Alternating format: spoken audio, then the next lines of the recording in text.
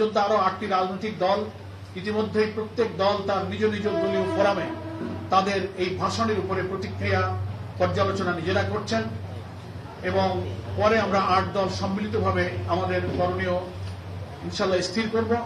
আমাদের শীর্ষ নেতৃবৃন্দ বিস্তারিত পর্যালোচনার পর সে ব্যাপারে আমাদের আরো প্রতিক্রিয়া ব্যক্ত করবেন। এই কারণে যে এই ভাষণের মধ্যে যেমন জুলাই জাতীয় সনদ বাস্তবায়নের আদেশ জারি হলো, গেজেট হলো, তেমনি গণভোট আর জাতীয় নির্বাচন একদিনে হলো।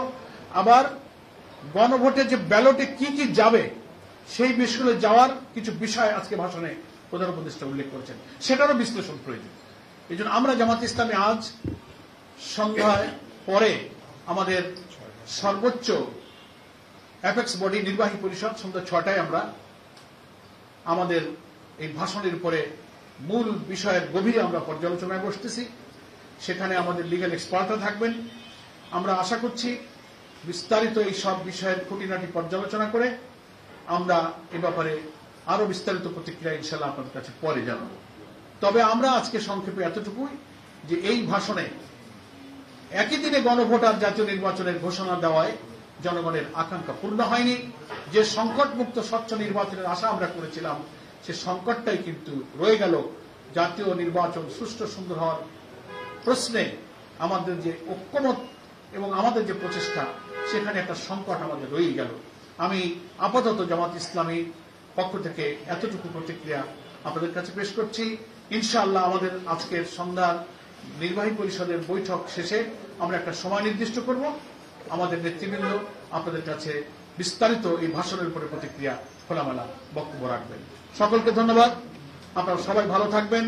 জাতির সকল সংকটে, রাজনীতিতে, দেশ গঠনে, গণতান্ত্রিক সংগ্রামে, নতুন বাংলাদেশ গঠনে আপনারা যেভাবে সাহায্য করছেন, সারা দেশের সংগ্রামী দেশপ্রেমিক জনগণ, জুলাই যোদ্ধা, জুলাই 24-এর গণ অভ্যুত্থানে আত্মদানকারী ফ্যাসিবাদ বিরোধী সংগ্রামের সকল রাজনৈতিক শক্তিকে আমরা শুভেচ্ছা জানিয়ে আমাদের আন্দোলনের সাথে থাকার জন্য, আমাদের এই প্রিয় জন্মভূমি বাংলাদেশ যেন আর কোনো ফ্যাসিবাদের জন্ম না হয় এমন একটি রাষ্ট্র কাঠামো আমরা এই নির্বাচনে সংস্কার প্রস্তাবকে সকলের অভিপ্রায়ের মধ্য দিয়ে যেন মেনে নিয়ে গড়ে তুলতে পারি, সবার আশা যেন পূর্ণ হয়, সেই সাথেই আপনারা সবাই থাকবেন সেই আহ্বান জানিয়ে আমি আজকে সংক্ষিপ্ত প্রেস ব্রিফিং এখানেই শেষ করছি। আল্লাহ হাফেজ। বাংলাদেশ জিন্দাবাদ। আমাদের সেই কর্মসূচি এখনো অব্যাহত আছে।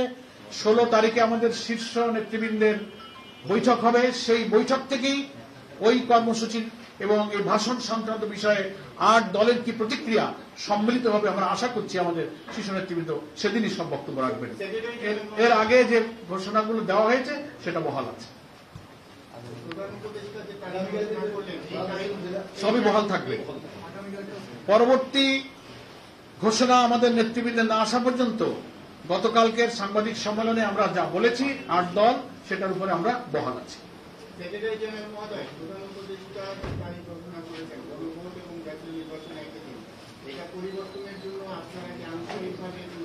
আমার এই বক্তব্যের মধ্যে সব পরিষ্কার হয়ে গেছে, যদি বুঝে থাকেন।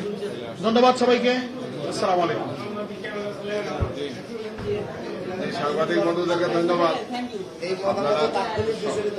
স্বল্পতম সময়ের মধ্যে আপনারা আসছেন। আমরা আজকে 2টা সাংবাদিক সম্মেলন করলাম।